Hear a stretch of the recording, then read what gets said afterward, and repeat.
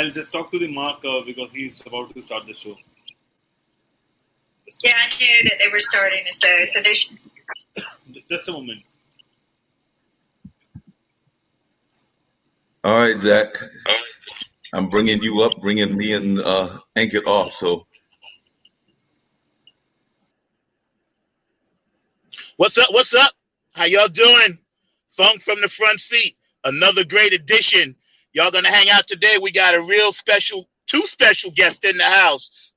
Peace and love from Funk from the front seat. I'm number 9. I'm your host right here on IBM.TV. I got today 2 of my Florida homies, Mr. Leroy Cooper and Larry D. Carmine, both excellent musicians, producers, and we're gonna rap about the music game a little bit, see what's going on with y'all. But first, as we always do, we're gonna get it pumped up a little bit. Just a touch of love. Funk from the front seat, live, Facebook Live, YouTube Live. This is what we need right now, y'all. More love in the world. Funk from the front seat. Welcome to our show. Just a touch of love. There we go. There we go. Come on.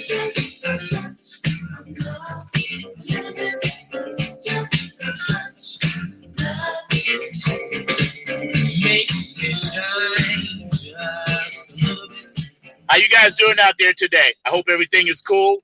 Hope you guys are doing okay. We're going to bring on our guest in a minute. Thanks to our producer, Mark Lee, over here hanging out with us, and Ankit and all the good people in the world. We love you.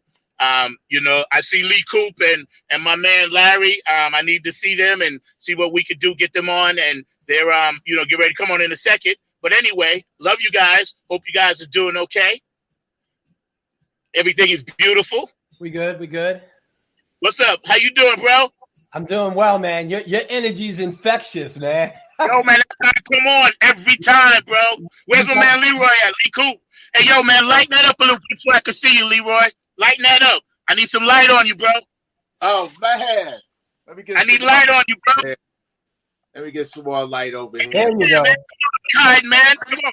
Turn up the volume. Let's take this joint, man. Come on. You know how we do. Don't be all shy. How y'all doing down there in Florida? Yo, you know how it is. The heat is on, baby. Yeah. Hey, yo, baby. It's 101 up here right now. Let me tell you. 101. I'm baking. You win. Hey, yo, that's every day, all day. Ain't it, Larry, man? Yeah, man. I know. When I came to visit you, brother, and you was nice enough to put me up in your crib, man. Remember I was telling you I just wanted to sleep until at least like 4 o'clock in the afternoon, bro. I couldn't handle the heat. Vacation, Larry, and I wanted to sleep in Coop's crib till 4. Yeah. I was like, "What are you doing?" I was like, this is it every day, all day, man. This heat is every day, all day, every day. Yo, turn your mic up a little bit, Lee. Yo, can you hear me now, man?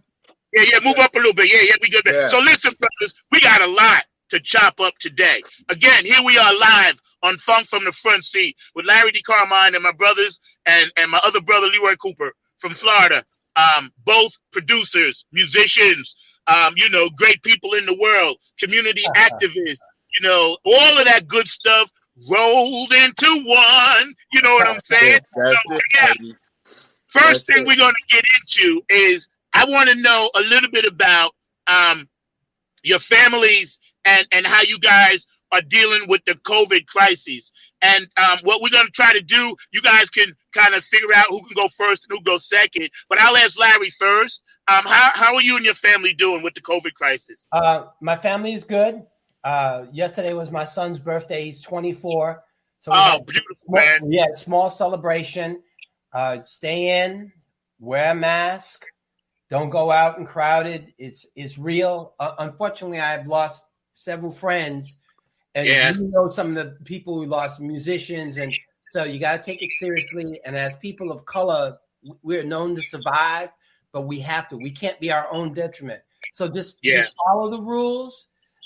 You have to social distance, and you have to wear a mask to protect others. And we have to survive this thing, man. Just stay home. Hey, yo, Lee. Yeah. We've been hearing up here, man, about Florida and how they explode, man. How are you and your family and your son and everybody? How are you guys, Karen? How are you guys doing, man? Hey, like Larry pretty much, laid it out. It's pretty much a serious thing down here. I think Florida kind of moved a little bit too quick to try to open it up, but the numbers were going to go up anyway, Yeah. But as far as on the family side, man, we're aware of this, wearing the mask, making sure that we keep that social distancing thing happening, and basically hygiene. Hygiene is very, very important to this too. Always, man. yeah, man. Like, not wear the mask and don't wash your ass. You know what I mean? So, so that's where we're at, man. Pretty much on the same page as what Larry's talking about. Yeah, man. Yeah, because the whole world right now is looking at the United States as not the leaders anymore. You know what I'm saying? And we were always the ones out front on point on everything, good or bad. And now it's like, because of the circumstances, and we're going to chop that in a minute, but we most of us, and I saw a brother from England here the other day, and I said, listen, man, I apologize, because most of us are just really trying to do the right thing. So please don't, think that all Americans are, as ignorant as some of the statements that have been coming out, man. You know what I mean? So you guys are down there. You got this production company and this music thing popping. Tell me the name of it and tell me how that came about. How did you two guys meet on this same circuit, the production end of it? Well, go ahead, Lee. I tell you, man, this is classic. We're gonna run through it, pretty quick. We're all from New York. Yeah, that's Larry's right. From BK Brooklyn. Of course, I'm from Rockaway, Queens, and then by Bay Shore, Long Island, and that's where we're from, Z. Yeah. And how we met, we were down in Florida. We were working with, because at this time I was doing the radio thing. Right. We had a friend named Chuck Triple Threat, and he was doing radio, and me and my partner was doing radio. So I met Larry at a studio gig that we were doing, and they would always pull us in to do a lot of the tracks, live, and that's how I met him. And we started playing, and it just clicked from the first day, and we've been together ever since, man. And, hey, yo, Larry, jump in there, man, and tell me a little bit more about that. Now, let me tell you about Lee's playing. He's a phenomenal bass player. Also a keyboard player, but the brother got a sense of ears. And we would sit there in sessions and we would play R&B and behind the rappers and stuff like that. And I think they liked the fact that as musicians, we listened and we locked. But we realized when we started playing, like the first couple of stuff, we looked over like, oh, this man is nice. And we would go, you could hear us trading licks when we were doing stuff. And you got a kick out of it. So we had a language like almost from the first session. And then we would wind up, they would call us in as pairs. We'd listen to the tracks, we would play. They would give us some direction. But I think it was just what we brought to the table. As far as our playing, our listening, our sensibilities, our musical sensibilities came from this almost the same damn place, man.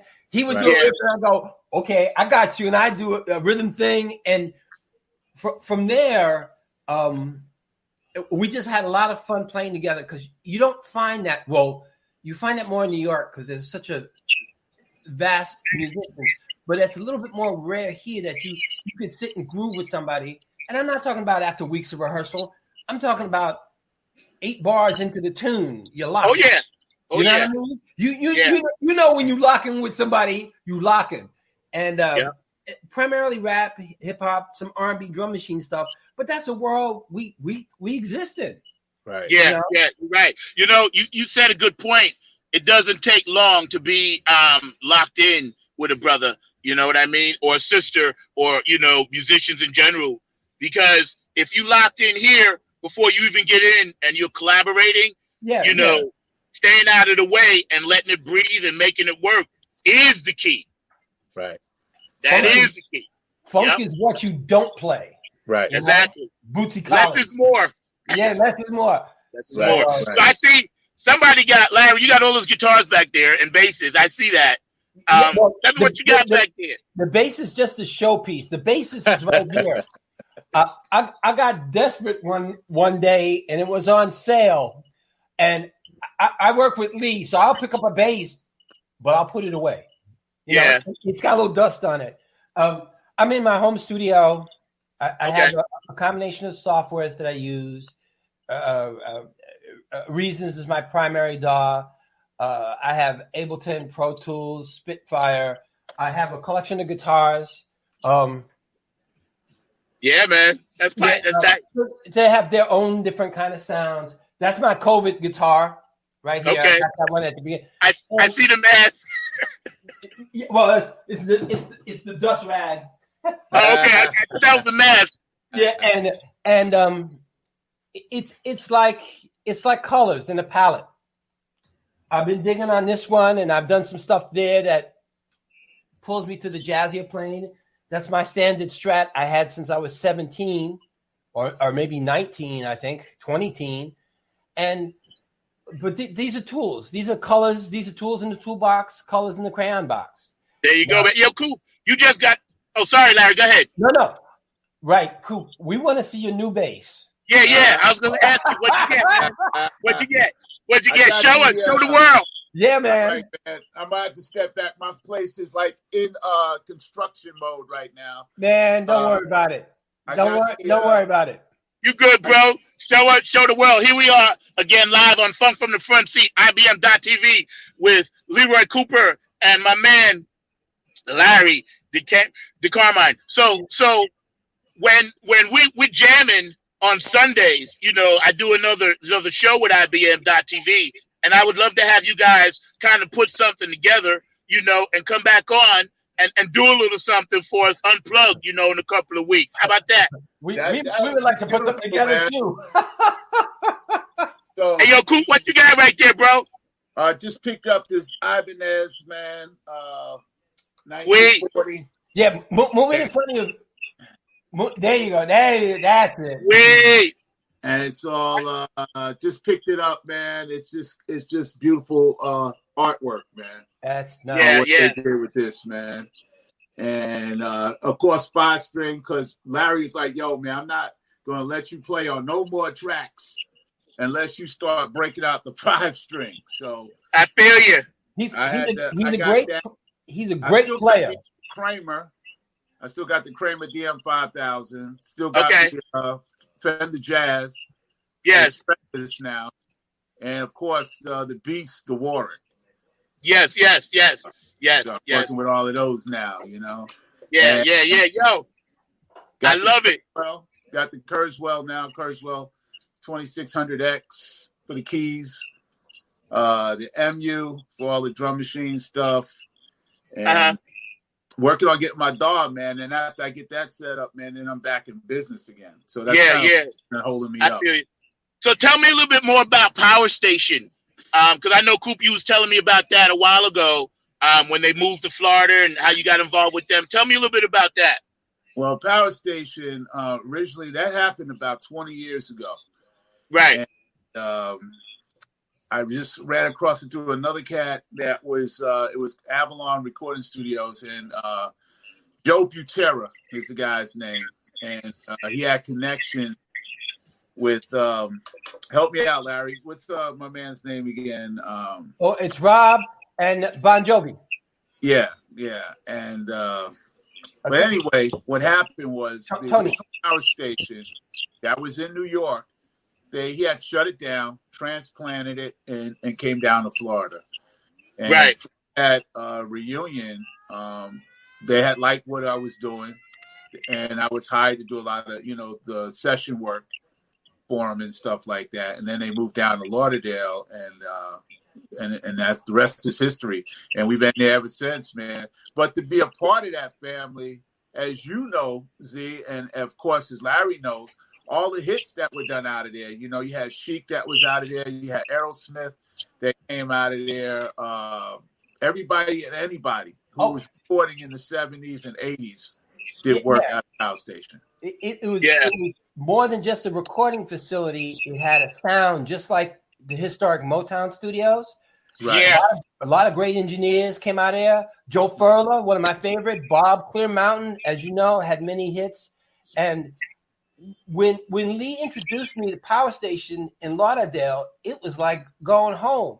It felt like, smelt like, it had the same kind of essence as, and you don't find that kind of history. I mean, that was long gone.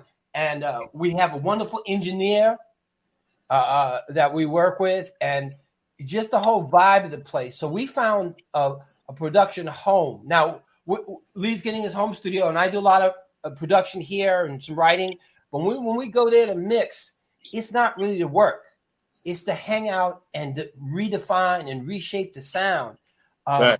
Because you can have all the DAW and the software stuff in the world, but they got some hardware, they got some atmosphere, they have a Neve console just running through the stuff, just all of the things collectively, technically. Right. Still, there's a service. A studio is more than putting a signal down. I can put a signal down in my house. And Lee always says, man, that's great mixes. But then when we go to station, all of a sudden the mixes are like, damn, you know what I mean? Yeah. You know, They expand, like it's like what we do at Larry's house. All they do is they take and expand on it, because we do great work at Larry, and Larry's a great engineer himself, and he's being a little modest right now. That's why I don't know if you check the bio on him and all the work that he's done throughout the years, man. He worked on a lot of projects, man. And the guy that owns the studio, his name is Tom Bon Jovi, who's related to John Bon Jovi. Right. That's his uncle, like that. Yeah. Right. And that's the only right. John is his nephew. Right. Okay. Cousin. Okay. Cousin. Okay. Cousins. Okay. All right. And he also worked at Motown back in the years from like mid 60s on. And then he had a lot of hits and did a lot of engineering session work with them. And then he broke it, left Detroit and went to New York, and then put Power Station together, man. And it just feels good to be a part of that family, man. And have that respect. And that's what it is. It's a family with these guys, man. Yeah. I don't feel like we're working. I never feel like a client. I don't think it says client on the work order, but that's it, man. I've never, even some of the gear, a couple of EQs and that love that compressor. Some of that stuff is Motown, man. And you can't do that. You can't find that. That doesn't. That's right. That vintage. Yeah, Here we are on IBM.TV with Larry DeCarmine and Leroy Cooper, straight from Florida. My good friends down there hanging out on Funk from the Front Seat on IBM.TV. So when you guys listen to the music today, and I'm not talking about some of the better produced stuff, but just some of the slipshod stuff, and I'm not knocking anybody's hustle. I love it all. You know, but when you think about the Quincy Joneses and Terry Lewis, Jimmy Jams of the world, and Kevin Harringtons of the world, like when you listen to the difference, what is it that you hear that you would want to try to tell some of these young producers to say, hey, why don't you take it back a notch and listen to something that how Maurice White might have did something? Because I hear a lot of stuff nowadays, and I'm like, I can hear it overproduced almost to a fault.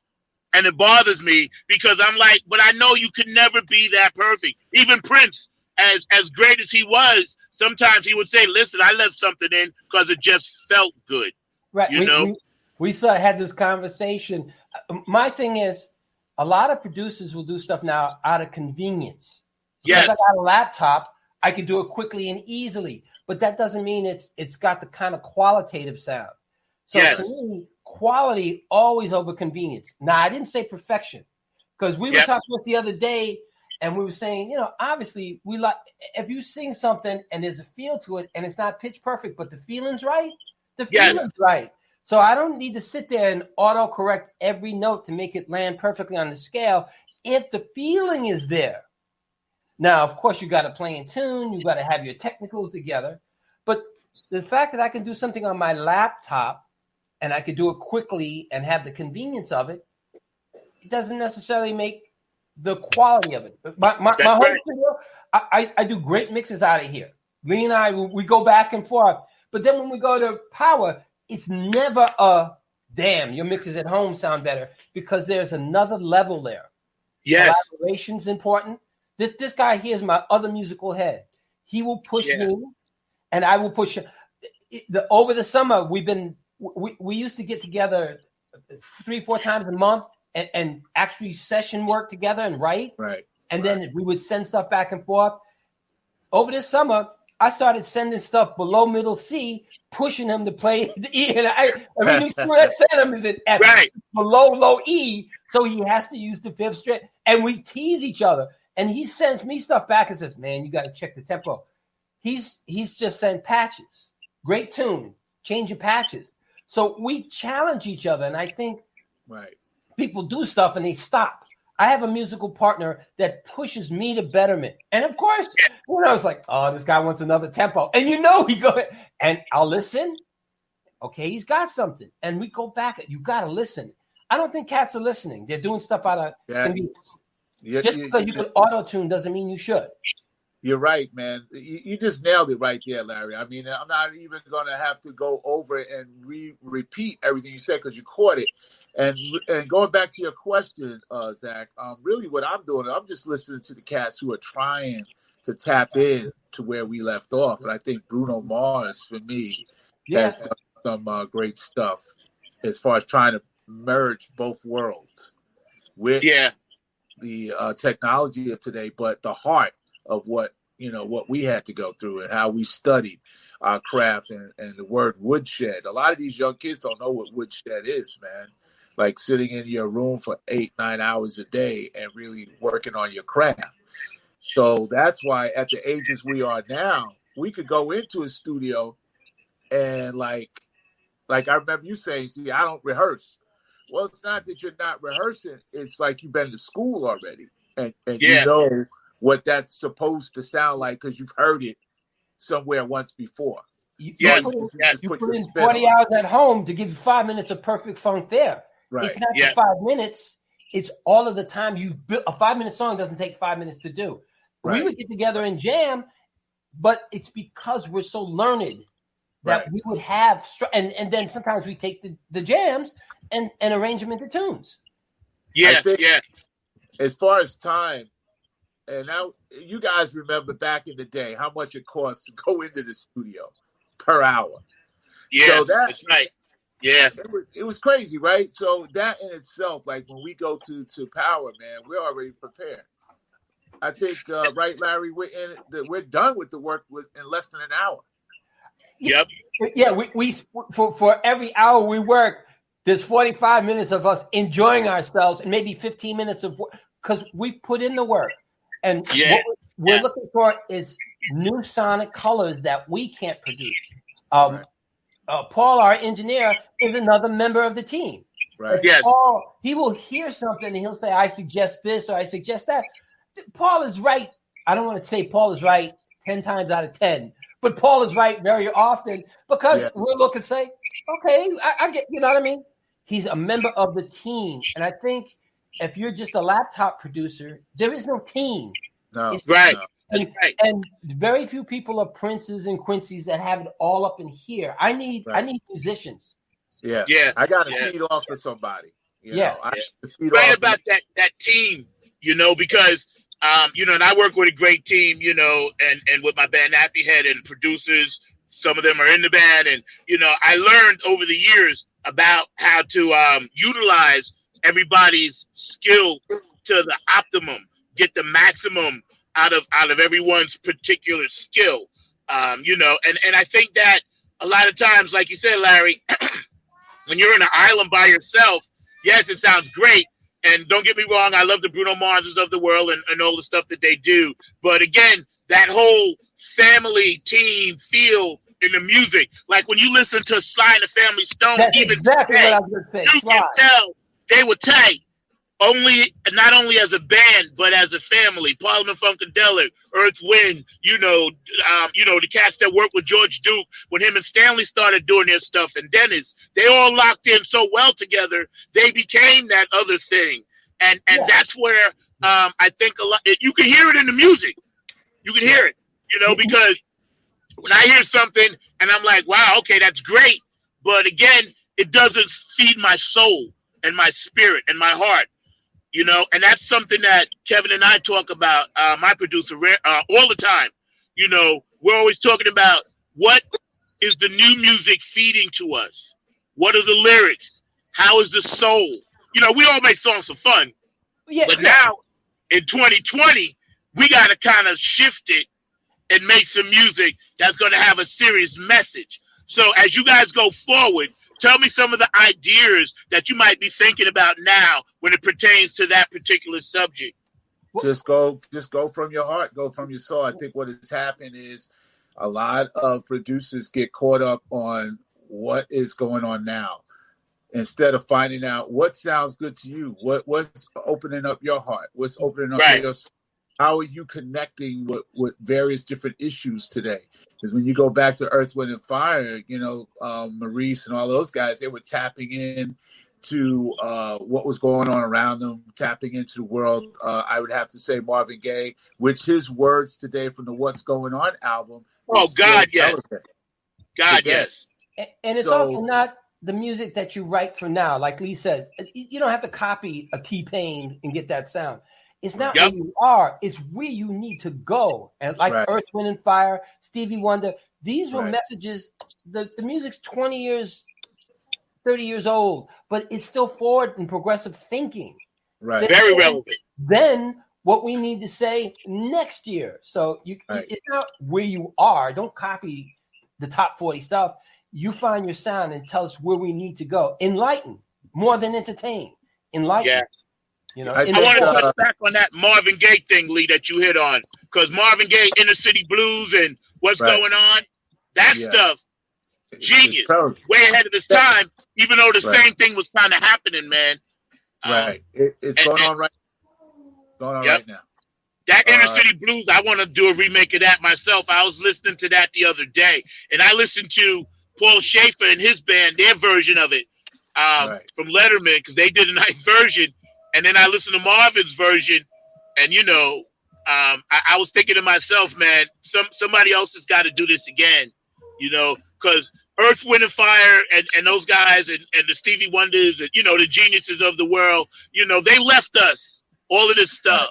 And it's because of gentlemen like, you know, yourself and Larry that actually keep it alive in the studio and bring it to where people can kind of grab it again.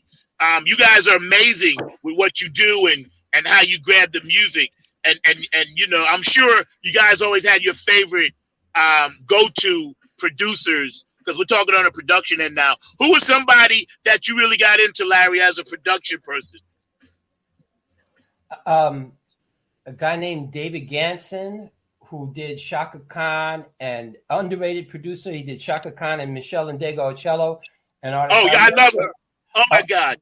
Arif Martin, who did Shaka and all this. There's so many, and some of the young cats. I have a nephew that is doing some wonderful work, Rexel, and he's gone from the electronic to the much more musical. So it's hard to pick a favorite, because that's like saying what's your favorite color. Right. But people that use the technology in a way that doesn't hinder them bring the artists to the forefront. Because at the end of the day, my job as a producer is to make a platform for the artists to say what they need to say. And you tapped on to something there, Larry. Unknown, the cats that don't get the accolades. You know, it's like it's so commercial. And if you guys ever get a chance, and I'm talking about anybody who's checking out our interview today, check out Verdine's Whites. He's got an interview that he did for over 60 seconds where he talks about the business and where the business was hindering Earth, Wind, and Fire towards the end. This is why when we were saying, wow, man, I don't think they got it anymore. It's not that they didn't have it anymore. The business is what started shifting them to go into areas where they were not plugging into who they were when they were getting the big hits. But that's a great interview if you ever stumble across that on YouTube. That's interesting. You know, a lot of artists, and, you know, I'm a P-Funk head, Funkadelic, Parliament all day, you know, and I noticed, too, when Stanley Clarke and George Duke got into the movie end of it, me and Gary was talking about this, and they started getting out of the fusion thing because the market changed on them. Not in England and Europe, only in America. Because in England and Europe, they was still doing what they did. But, you know, they started going more into writing formats for TVs and for movies, right? Right. Do you guys ever think that you're going to move in that direction as well? Oh, for sure. And Yeah. I'm gonna let Larry take that over. But yeah, that's what we're always talking about. And Larry, give him a little bit of that background. I've done some scoring for various films, for television. I actually have 2 things out in children's television right now. And Awesome. one of the things is you can get a budget for an album for $50,000. You get a soundtrack budget is $250,000. Yeah. So there is no really comparative. Also, the revenue stream. If I score for a film, there's a film stream, there's a television stream, there's a cable stream, there's an internet stream. You get money when they play it on the airplane. You get money when they play it on your cell phone. So there's various revenue streams. You may have 8 to 10 revenue streams on a soundtrack, because if I have films and some of the soundtracks out now, I get a check because it was played on HBO. It's not being played on the radio, HBO. So you want to explore that, because with the advent of the internet, there are many ways to distribute programming as we're sitting here now. Right. And all of that programming needs content, musical content. I hope you guys are hearing that, because the brother's laying it out for you, telling you exactly all the different revenue streams that you can do from doing soundtracks and movies. And Larry, thank you for that. And I kind of read up on your background, but I wanted you to elaborate, because that's something that people need to know about when they're thinking about production and, being a self-contained business person. And Leroy, you were always on the business end of it. Even back when we was living on Strong Island, and you went to Artie, and you had brought us in there, and I had never really did that before. And I was very, very impressed with how business savvy you were when it came to the music game. And I give you kudos for that. You were always ahead of your time when it came to putting it out there like that, man. And I'm proud of you, and I'm proud of you, Larry, as well. Anytime I can sit on my show and have some brothers kicking it around the world, to everybody, that's a blessing. That's what we do here on IBM.TV, man. So let's address the elephant in the room. We're going to have to at some point. The show, you guys are great. Obviously, I want you to come back on both of my shows and play some music, and we'll get to that. But the Black Lives Matter movement, as black men in a hostile environment such as Florida, you guys are kind of the beacons of light, positive energy, sources of inspiration, right?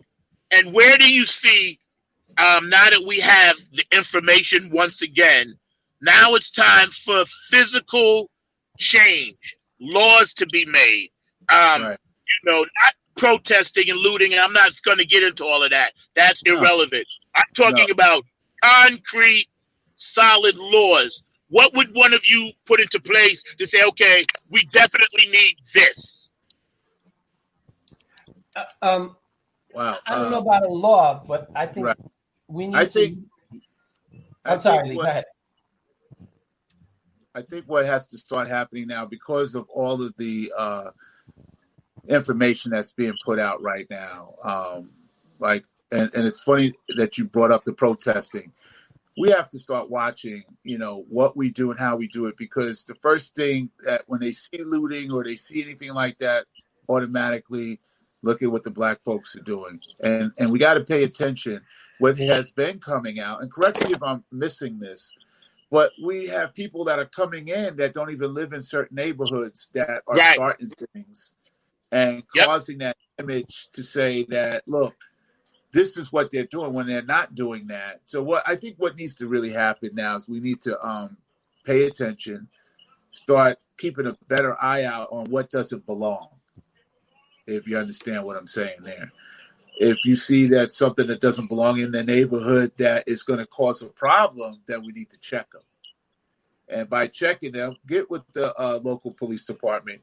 And I'm just going to get on that really quick and short. I think what has to start happening as far as the crime on blacks through the police department, we got to start having police within the department starting to come out and check themselves and break down that wall and say, that's wrong. That it has to start there. You know? It has to start internally before we could see anything externally happen.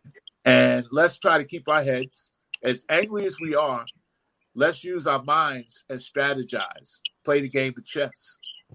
You know. I see you jump in there, Larry. I see you. Go ahead, man. I think the greatest weapon we have is our mind and our education. True.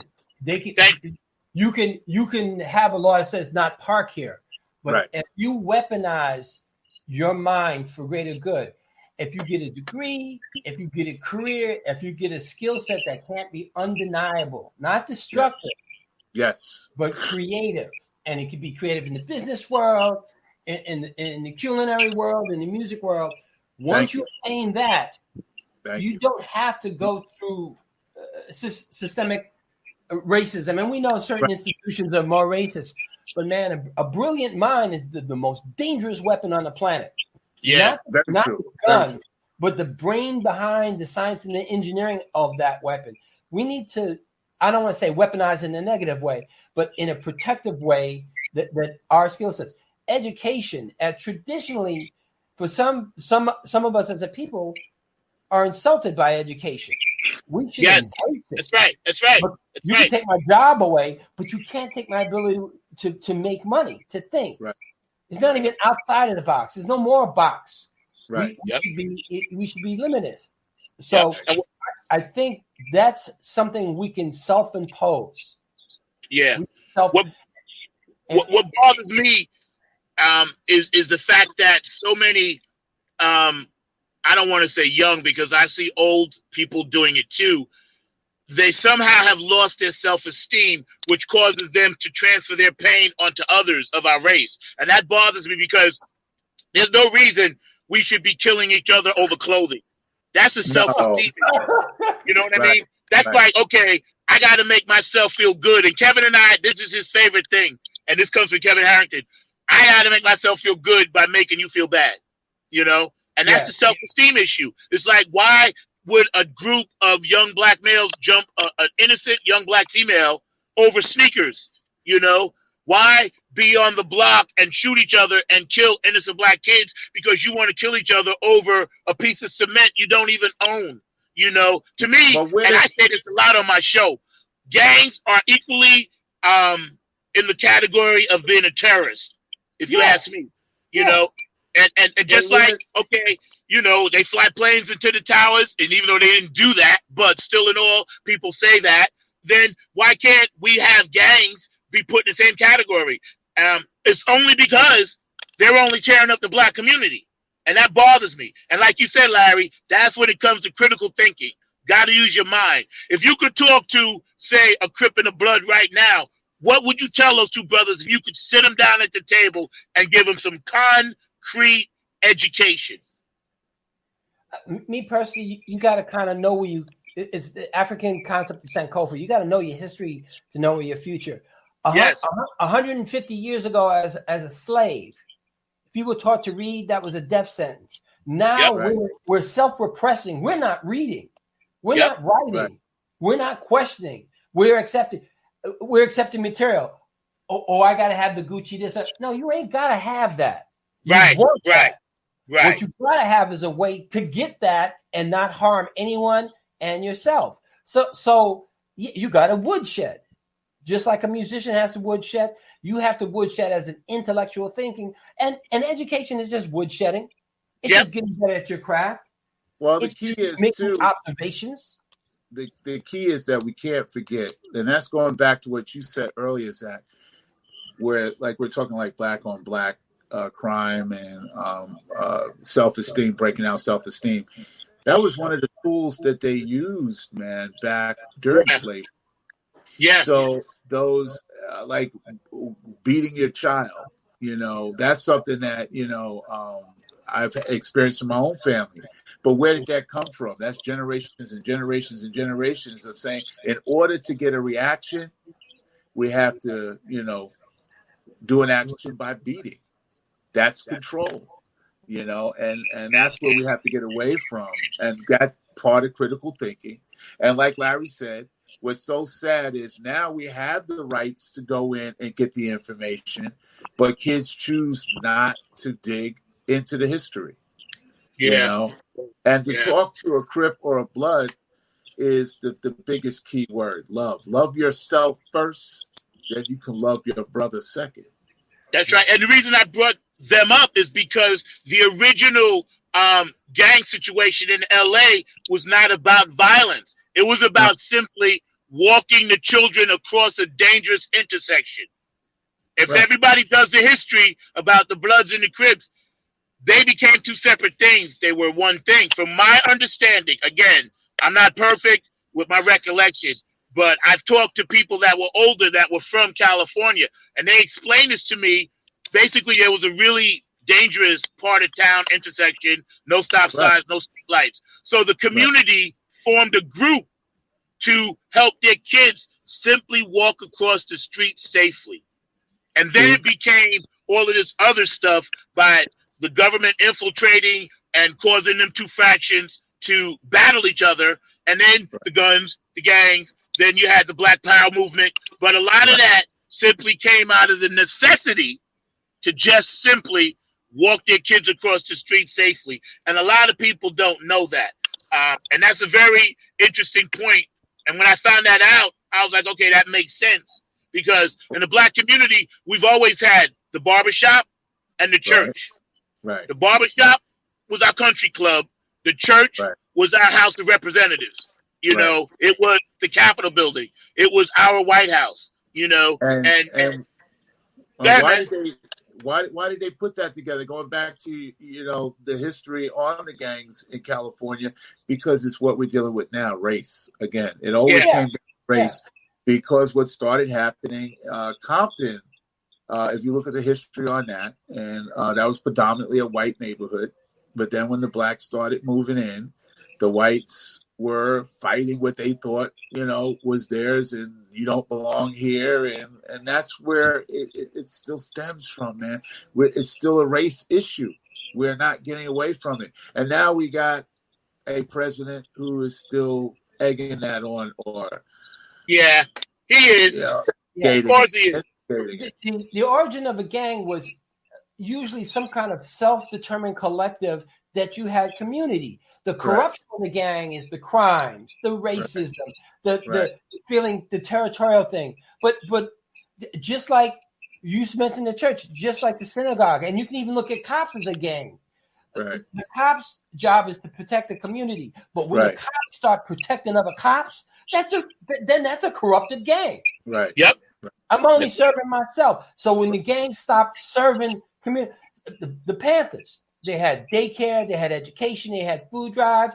But when you're violence, you know, now you're a terrorist organization. But what was one of the biggest things when the Black Panthers? What was one of the biggest things that they were promoting?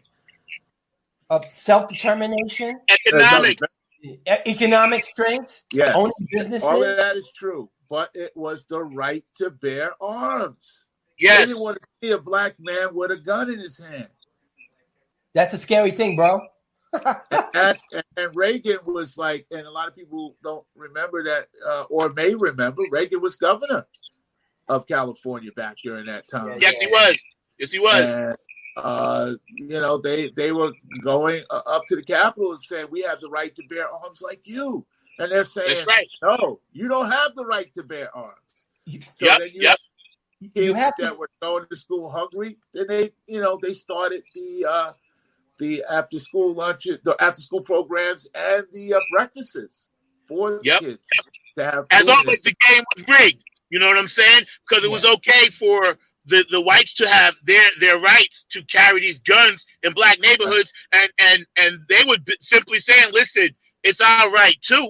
You know, I'm not a gun owner, but I don't mind if people own guns. I just want to put that out. I do not own a gun, but I don't mind if people own guns because I believe in freedom in this country. At the same time, I was joking about this the other day. I said, you know what would change the gun law if every Afro-American, brown-skinned person, Asian, went out and started, you know, using their right to bear arms, then you would see the laws change. Well, You know what I'm saying? Then you would see.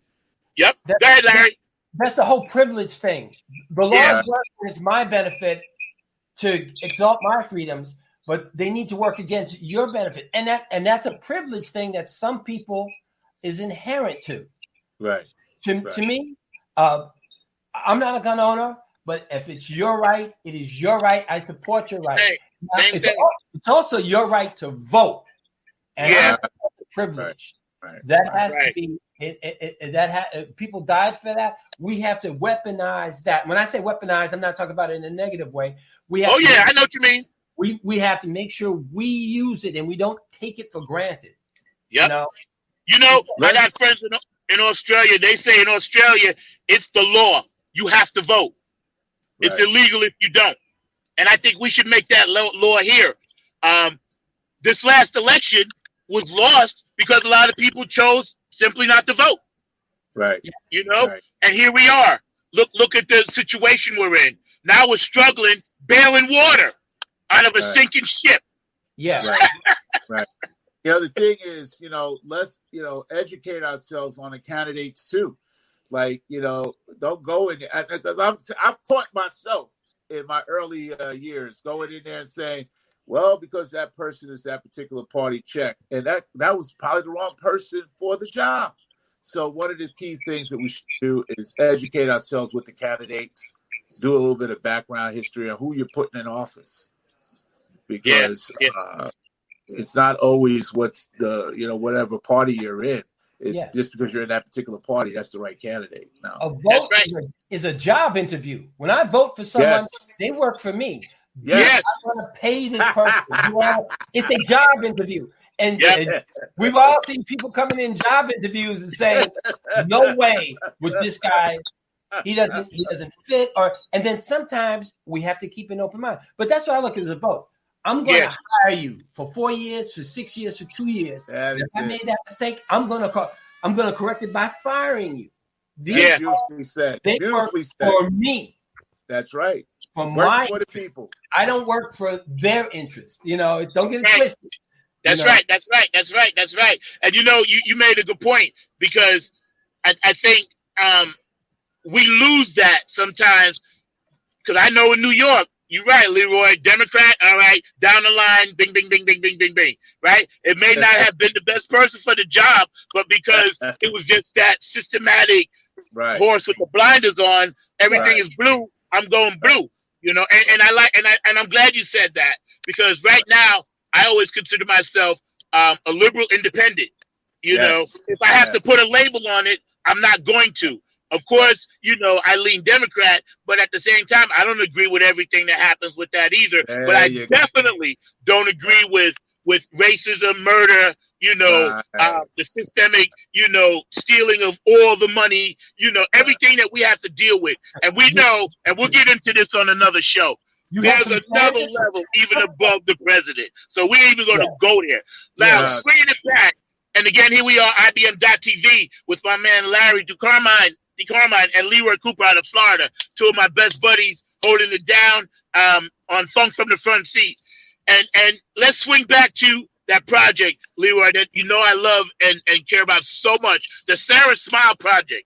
Like, right? Where it is. Right there. Okay, tell them where they can find it and where it is. They can get it off of Spotify, YouTube, all of the digital outlets, man. Tell them the name. What's the name of it? It's Valerie Valentine Love Sessions. And the hits, man, there's a lot of bangers on there. There are bangers. Matter of fact, I think it was like number... what was it, Larry, over in England? Was it number 2 or 1 somewhere over there for a little bit? Sarah Smile had charted on a couple of shows fairly high. It was in the 2s and the 3s, and it's music of a Hall & Oates tune that we did as a duet. Valerie Valentine is an awesome artist. Wonderful skill, lot of soul, lot of heart, a lot of live performance. But she is an artist. And all artists, they have a vision of themselves, and she's strong, and she was a great production factor in here, and we had to work hard she pushed us. Right. We pushed each other for sure. We pushed each other, and that again going with that team. We did Sarah Smile. We did Lover's Lane and Sweet Day, which was older jazz tunes that they had written before. We did I Forgive You. We did Call My Name, which was a wonderful tune by another artist, and she killed it. Yes. I love that song. I love that song. We brought her band in for that one. Yeah, I heard the project. I love it. David Brooks told me to tell you guys hello, by the way, out of Philly. All right, man. Peace, Dave. But I love that project. And when I heard it, Lee told me how, it had went, it had hit and, top 3, 4, 5 in the charts over in England and places like that in Germany. And I always wanted to meet her, but never had the chance to. Where did you guys meet her at? Wow, that was another one. You're gonna have to go on that one, Lee. I don't know. I don't remember. Yeah, Valerie was a project that started with Chuck, and then Chuck was started to expand and do some other things, and then he introduced me to Valerie, and then Valerie and us started working together. Larry, myself, and Valerie. Because she was working with her, and then like most things happen. Other projects take more precedence than the other ones, so she was kind of like just out there, and then we said, well, all right, let's pull you in, because she does have a great voice. She can go live, and she's also a good writer, strong writer. All we do with her, man, is we set her the track. She comes back with the words, and then she puts her flavor and she puts her thought into that. Right. Yeah, I dug the track, man. I loved it, especially the remakes that you guys did, because that's the stuff that I grew up with, that I personally like and that I miss, and I'm glad artists are you guys are doing it. Do you have any future work coming up with her? We got right now. We're kind of like in the middle of our thing. I think we got one track. Isn't that right? Okay, right. We have one track, possibly a second one, because of our social distancing. It hasn't slowed us down from writing, but now we have to share a track, share the production electronically. So we're getting that together where I could send him material that he plays on, and so we can still songwrite, create, arrange, and produce at a distance, as opposed to us being in the same room. Right. I miss working with Lee. Obviously, I mean, first off, we talk about everything, but the music just drives us. And sometimes, again, we finish the music in 15 minutes and BS for 45. But it's still that exchange. We still listen to each other. Yeah, exactly. That's why I'm the same way, man. I miss, my boys up in New York and, going to, record and, rehearse and all that stuff. And it's weird how, thank God, we have social media now, even though it's not always the greatest thing. But imagine if we didn't have it. We couldn't even do this show right here. You know what I mean? That's right. So, we'd be even more live. And keep it moving. You guys are amazing, man. And where can they find you at? Are you guys on social media, Facebook? Where you guys at? We're starting to build that train up right now. It's LNL6 Productions, and a lot of people have asked me, "What the hell is the 6 for?" Well, right. The letter L is the 12th alphabet letter in the alphabet divided by 2. Just some crazy stuff. Thank you, because I was going to ask you. I get it. That's what it is. I get it. I knew what the L was for.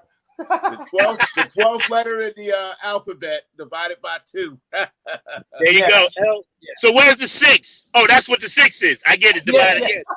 That makes the 6. Okay, I got that. I understand that. Being number 9, I definitely relate to numbers.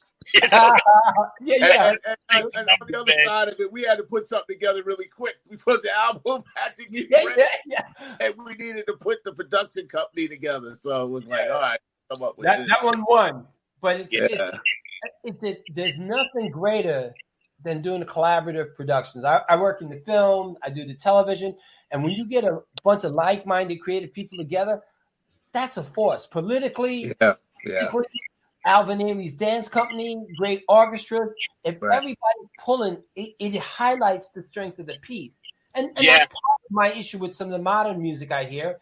It's one guy with a laptop and one guy that's doing vocals, and whatever they did, it didn't go beyond that. And some of it's wonderful. Yeah.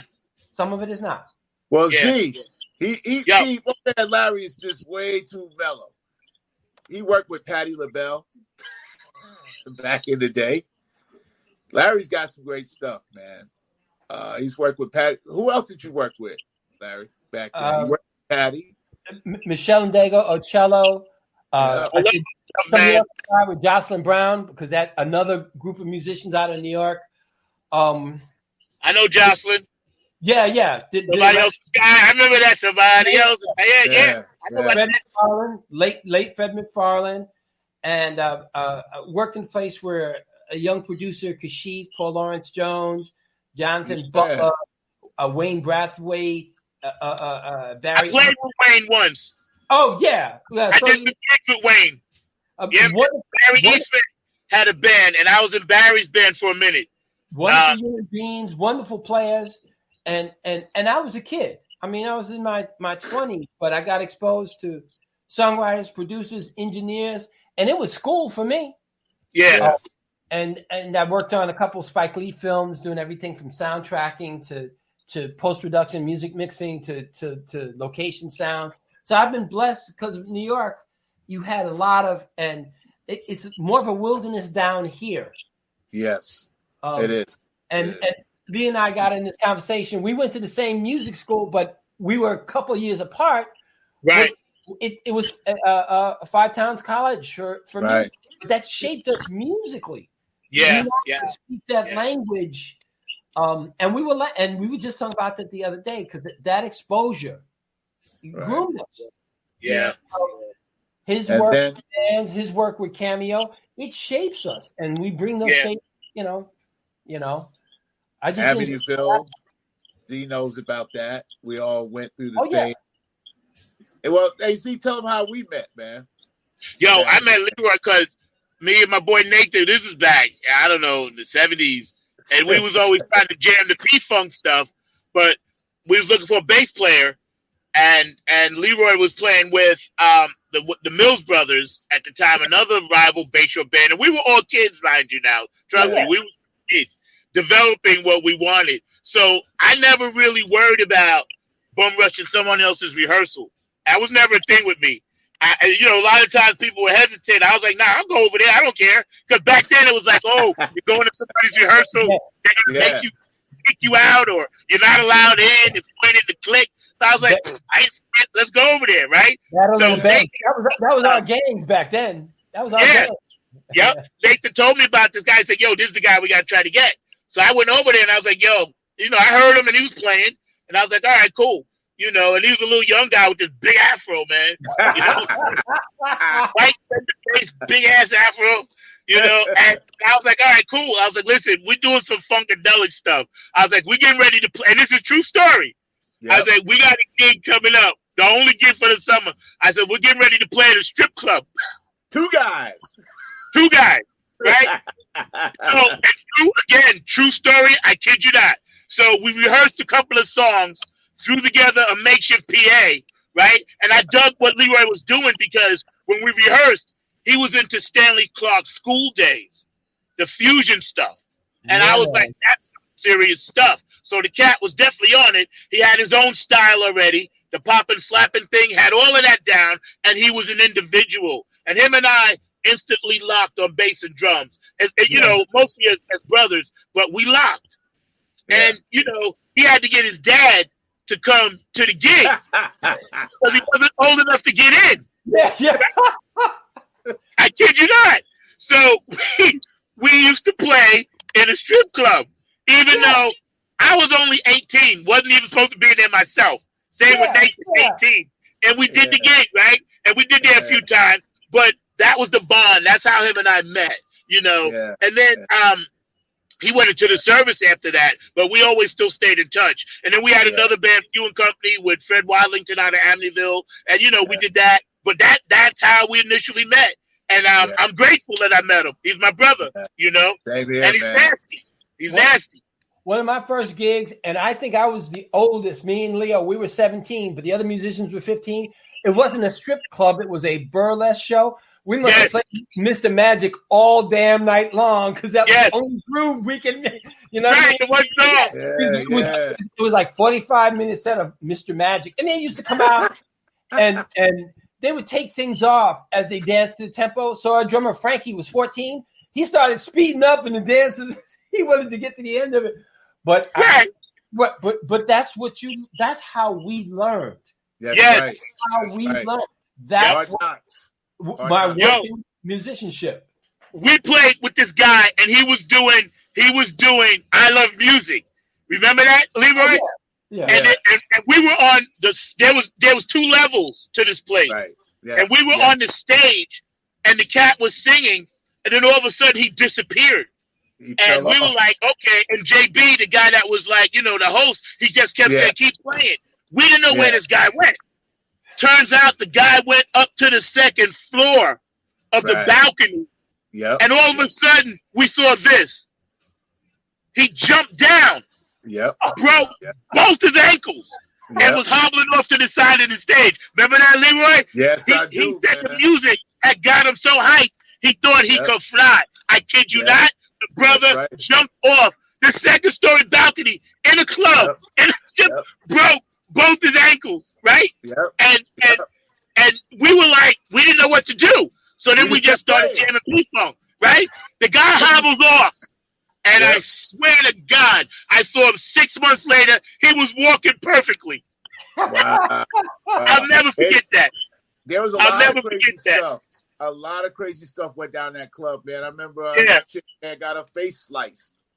Razor blade style, man. It was nuts. Yeah. But It was a great time to be coming up in the 70s and early 80s of the music, man. It was beautiful, man.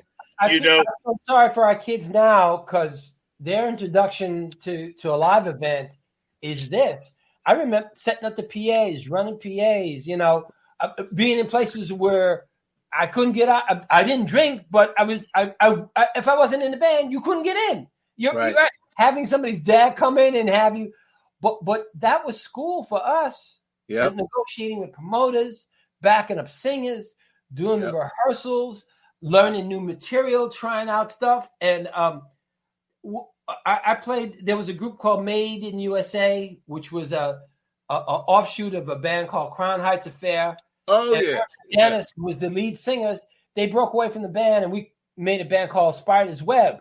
Her played drums and did vocals. Jan was a wonderful lead singer, and it was Leo McNeil, Haroon, and myself, guitar, bass, and we covered a plethora of music.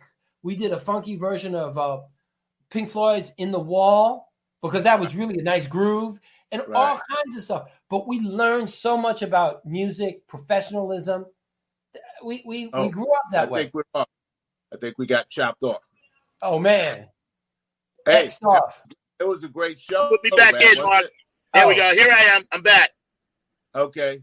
All right. I thought we were out for a minute, but no. I'll let you know when we're going out. Every now and then, here in North Carolina, there'll be some kind of weird dropout. And if that ever happens on future shows, just review. I'm sorry, Larry. Go ahead, bro. Oh, it's just your experiences as a young man, come up as a musician, lead mine. I got to. We crashed. Drummer Lenny White lived in Laurelton, Queens. We went to band rehearsals. Barry Johnson, Eddie Martinez, Skip Anderson, Alpha. I got to work with Raymond Jones from Chic. Matter of fact, we did a lot of music together. And I'm Larry, hold up right there. Let everyone know who Eddie Martinez was, man. And what jam did he play on? The Rock Box. Dropbox.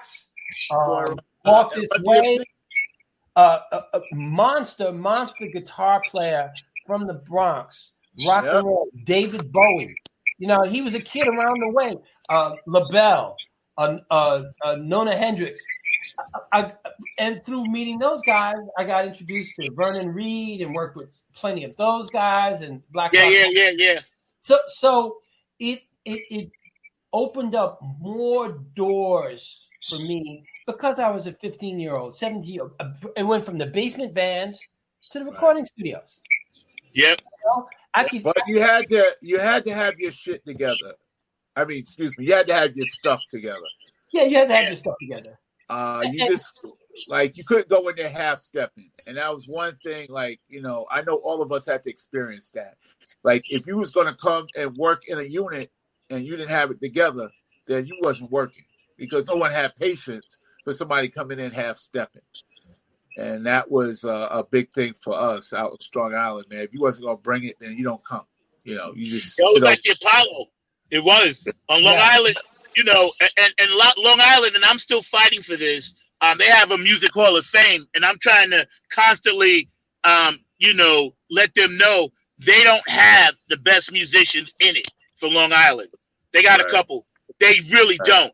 And, you know, it's political, you know, and they don't have one black act in it from Long Island. And that's incredible. That's impossible.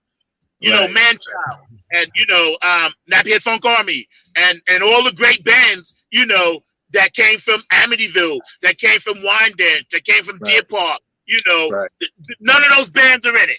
And it really that's hurts not right, me. man. Yeah. No, it bothers me. And I'm constantly writing them emails. I've been doing this for like 20 years, bro, trying to get the Long Island Music Hall of Fame to put in other artists. You know, whoever the consideration committee needs to change because they don't know the history.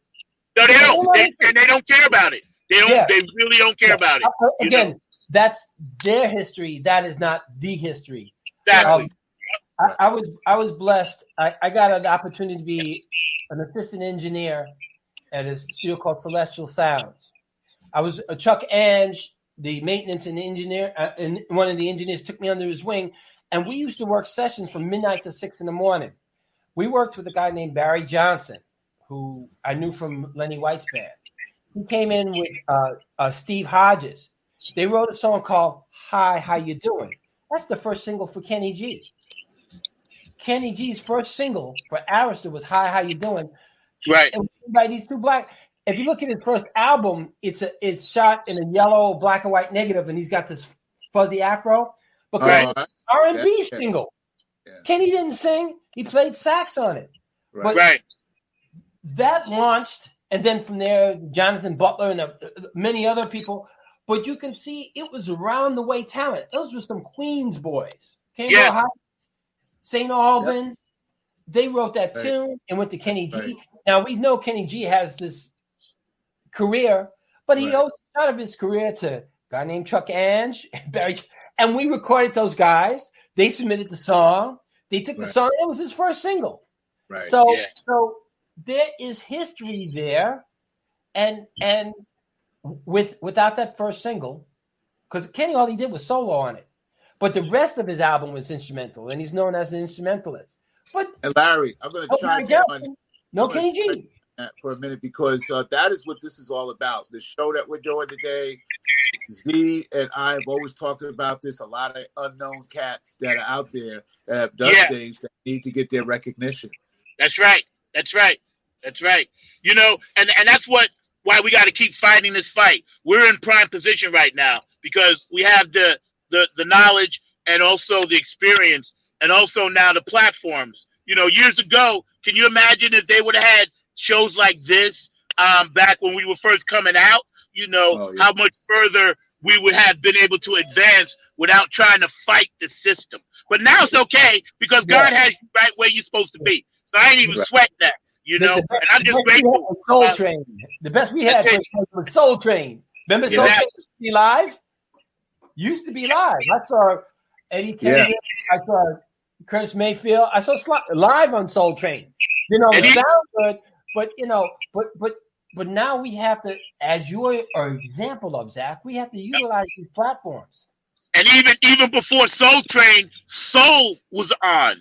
And if you go back now on YouTube, right, and everybody check out, we're hanging out with Larry DeCarmine and Leroy Cooper on IBM.TV. Funk from the Front Seat. A beautiful show today.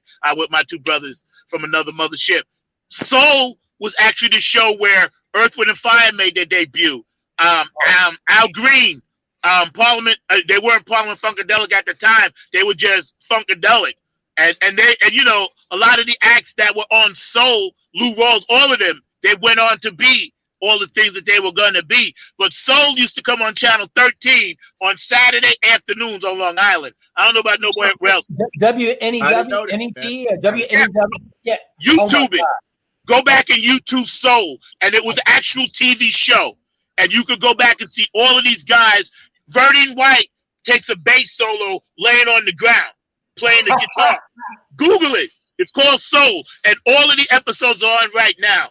Again, you can find Funk from the Front Seat right here on IBM.TV every Saturday at 12 p.m. We got spectacular guests. You know, and also tomorrow, Funk Music with Zach live, 12 p.m. on IBM.TV. Check it out. Tomorrow we got Rasta Funk coming on. And every week, throughout the week, IBM TV is sponsored by, you know, we got a lot of TV shows, a lot of great content. You know, we got the Green Dot store, so come on and check it out and check out what we're doing over here. Today, our guests, very special to me. You know, Larry and Leroy, you know, L6, LL6, however y'all running that. It's been a blessing. It's been beautiful to have you, and we appreciate all your hard work, all your insight, and you guys can, you know, come on anytime, man. You're always welcome. Fam is fam. You know what I'm saying? Well, thank you for the love, man. Thank you for the opportunity. Hey, man, it's all good. It's all good. One last word from each one of you. If you're going to put something out there, what is it that you want to tell people today? Just love yourself, man. Love yourself. Don't believe the hype, and keep pushing for your dream. Keep pushing for your dreams, man. There you go. Yeah. There you go. How about you, Larry? Love yourself. Listen to it all. Absorb it all. Take what's positive. Shift off the negative. Keep it moving. Keep it moving. Keep it moving. Keep it moving. Keep it moving. Got it. We got to Go write ahead. Go ahead. But Z, we all three got to work on something. You know. Yeah. That's a good idea. I've been writing. I got about 30 songs, man, and you know I'm trying to get them out, and I'm starting to experiment with Cakewalk. You know me, I am not the tech guy, so I'm starting. The COVID has forced me, so I'm just trying to get basic stuff down so I get my ideas to people. You know, but I have like 30 songs right now. I still finished the 2 Nappy Head CDs that I started, or the new stuff, and then also, you know, get stuff to guys like yourself so we can collaborate, you know, get some of this music out, you know. Get your stuff down by any means necessary. I hate to call. Right. I mean, if you had to sing in the field with a drum to get your message across, now it's an electronic drum and the field is worldwide. So yeah, we got to use the tools, and Lee and I, we've been embracing that and coming. We started as session players. Now he's pushed me to have a more competent home studio. I've introduced him to some things. He's introduced me to some things. And it's a growing collab. But I thank you so much for this opportunity. Great show. Great cat. You know, a blessing to you and your family. I know your family's important to you. Yeah, man. It's my first time meeting you. But, you know, once I meet you, Leotel, you like family, we family, and we just going to go ahead and kick it. I'm going to leave you all with a little something that always gets me funked up. Funk from the Front Seat. Oh, nice.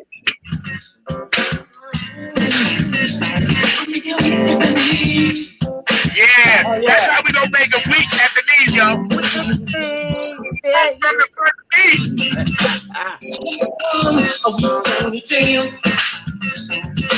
Come on, I want to let me hold you in the eye. Come on, it'll be so. Yeah, you feel me? Make it feel like you never had in your life. I don't know if you're ready or not. Funk from the Front Seat, y'all. Party up. I've been told me no yet. I know it's more stories. Little same emotion. Sometimes after you tonight, I'm here weak at the knees. Funky, man. Feel alright. The acting. Yeah, man, nothing but a party right here on Funk from the Front Seat, man. Yo, I'm gonna go ahead and get on out of here. I'm gonna check on y'all in a minute. I'll holler at y'all a little later, man, and get back at you, man. But thank you so much. You guys are wonderful, amazing, positive spirits, beautiful black men over here holding it down for yours in Florida. You know, I love y'all so much, man. I'm out. All right, thank you. All right, bro. All right. Yeah, that was live today with my man Leroy and my man Larry down in Florida, hanging out today with us on Funk from the Front Seat right here on IBM.TV. We always got a lot of great shows hanging out all week long. You know, we run Sunday to Sunday, so you never can miss anything. Always go back on YouTube and check it out and see what's going on with a lot of the other shows. There's another thing that I'm doing tomorrow, Funk Music with Zach. Tomorrow, our special guest is Rasta Funk.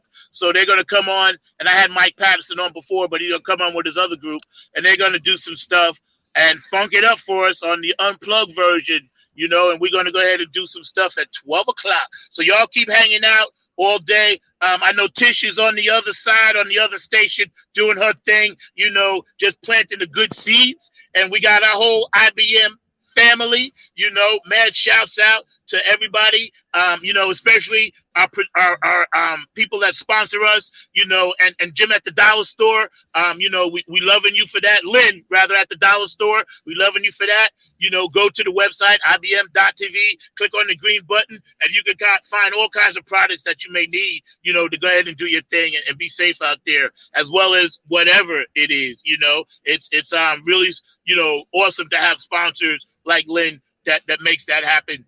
And again, Funk from the Front Seat, you guys are amazing. I love you guys. You know how I do. I like to keep it funky, and that's all I know how to do, but I'm going to do my best at it.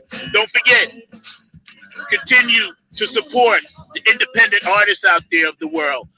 There are a lot of artists out there, like we were talking about today. You may not know who they are, but they're making great, great music, you know, and sooner or later, you know, as times change, we'll figure out a way to get the live scene going again.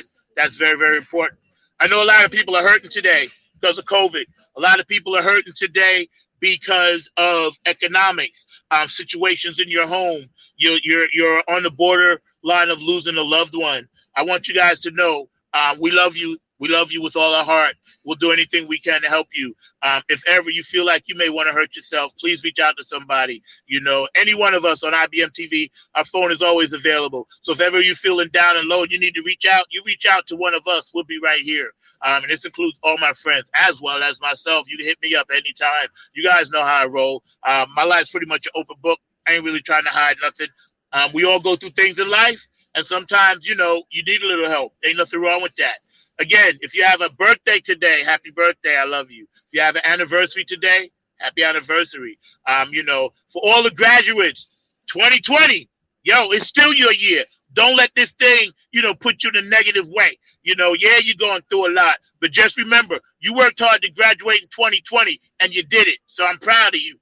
Everybody moving up a grade in school, I'm proud of you. All the kids out there doing the right thing, I'm proud of you. All my musician friends, the Nappy Head Funk Army, I'm proud of you. And all the brothers and sisters, no matter what color, because we all are brothers and sisters, doesn't matter what color you are, as long as you're trying to do the right thing, you know, continue to do the right thing.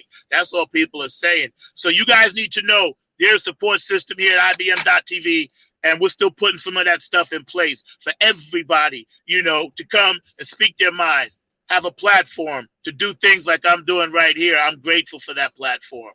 Continue to strive, continue to reach up, continue to do what you do. All right. Number 9, Funk from the Front Seat. I'm out.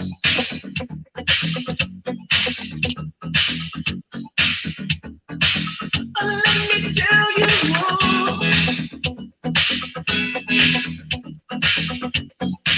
Yeah, yeah.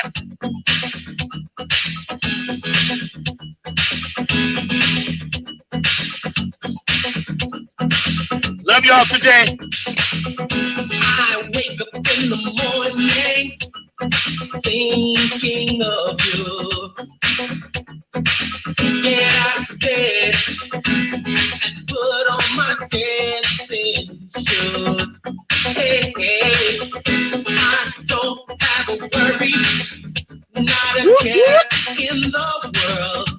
Funk from the front seat. I'm dancing in time with my favorite girl. Don't you know that? All right, y'all. I'll catch y'all next time. Dancing in the key of life. Dancing feet, dancing in